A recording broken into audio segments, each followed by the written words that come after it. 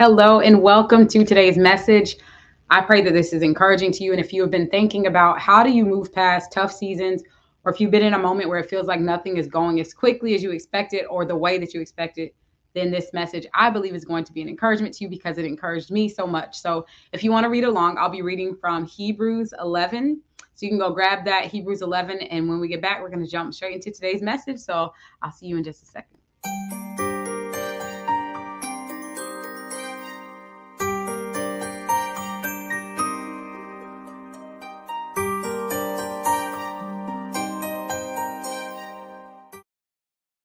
All right, so let's jump in.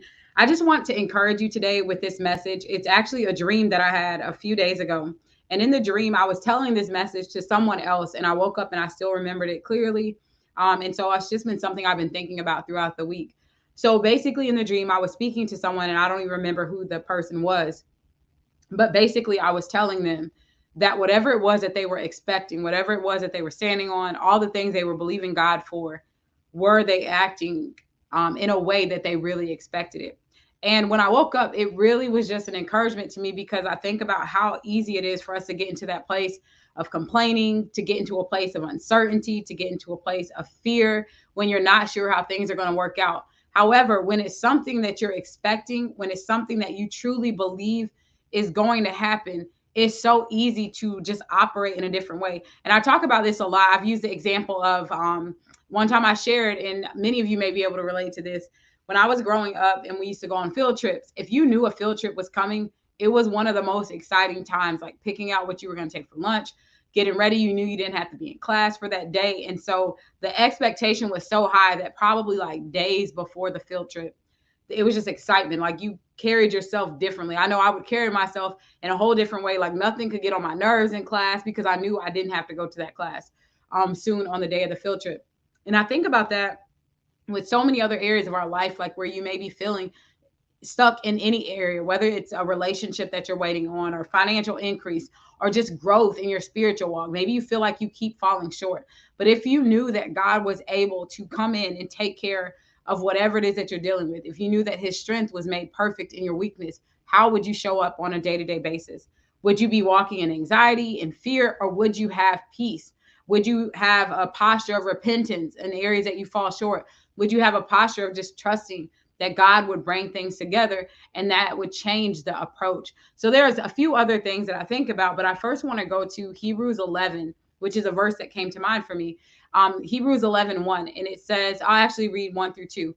Now, faith is the assurance of what we hope for and the certainty of what we do not see. This is why the ancients were commended. By faith, we understand that the universe was formed at God's command, so that what is seen was not made out of what was visible. What is seen was not made out of what is visible. And that's the encouragement to you today, because too often we can get so stuck on what's visible. And if we don't see how something's going to come together, if we don't have all the answers, it's easy to get disheartened. It's easy to start walking in the opposite direction of what you're believing. It's easy to get sidetracked. And I think about often in Joshua 1, where it talks about not looking to the left, not looking to the right. Your success is going to be made when you're on that straightforward path, when you're seeking God, when you're meditating on his word day and night, when you're in that posture of just being focused, even in any goal and anything that you're looking to do, any types of distractions that come up, anytime you're so focused on what the worst outcome could be, is going to take you off of the plan. And so a couple of examples of this that I think about as well, not just in the area of our spiritual walk, but just in life. When you think about the person, if you were to imagine the scenario now, if this is something that you can relate to, let me know, where you've ever been in a sales interaction. If you've ever been in a situation, whether you're at a car dealership or something, someone was trying to sell something to you, there is a whole vibe about someone that's desperate. There's an energy about them that can, it's just so off-putting. If someone's putting pressure on you, there's this sense of urgency, there's comparison, there's, this missing out, and this just icky feeling when there's not a true expectation that things are going to work out. So just like with that sales scenario, if you've ever experienced that, that's how I feel like we want to be very intentional about how we're walking through our day-to-day life. Because when we're not believing that God has the ability to bring things together, when we're not believing that our steps are ordered, when we're not believing that literally every day that you're waking up is a day to hit reset, to restart. It's a new beginning, as you see here on the channel. It's hard to point at it. A new beginning. When we don't understand that, then our actions will start lining up with that. We'll get into a place. It's so much easier to get frustrated and to stay in frustration. It's easy to get into a place of delay and stay in delay. It's easy to get into a place of guilt and shame and all of these things that are counterintuitive for what we're trying to do. When we say that we're called to a purpose, when we say that we have a big vision, when we say that we're stepping out, when we're saying that we're believing God for anything in any area of your life, if you are operating in that place of like fear and doubt and distractions, it's literally just going to continue to delay it. Or when you're coming from a place of desperation. So I just wanted to encourage you all and let you know, even if you can relate to this, if you felt like there's something that you've been waiting to see happen, something that you've been praying about, and it just doesn't seem like it's coming as quickly as you can, the best thing that you can do is take a deep breath, go to God in prayer, and think about if you knew that it was going to work out for the good, if you knew that everything was going to be okay, if you knew that literally how I said before that God's strength is made perfect in our weakness. So it's not even about you being perfect. If you understood that, how would you approach each day? And chances are you wouldn't approach it from a place of desperation, a place of stress, a place of frustration. None of those things would be the case. You would be at peace. You'd be in preparation, if anything. You just be getting ready to see how these things were going to come together. So that's my message for you all today. I just wanted to come on and encourage you with that. And again, I read from Hebrews 11:1. So if this encouraged you, tell someone, tag someone. You can stay connected with me across social media at Erica Empowers.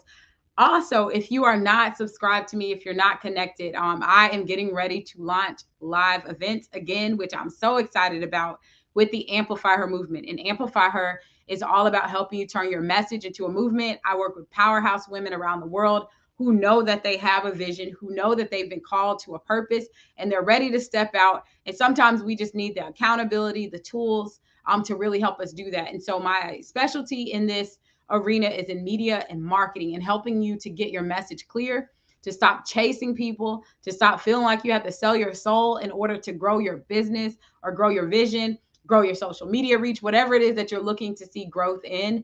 That is what Amplify Her is all about. So I want you to get connected again at Erica Empowers, or you can grab your starter kit at increaseyourvoice.com. So you'll be the first to find out when the registration drops, which will be coming very soon for our next live event. But that's it. That's my message for you all. Go out and make today so amazing that people can't help but be encouraged, get excited when they get around you, because it's absolutely a choice. Take care. I'll see you in the next video.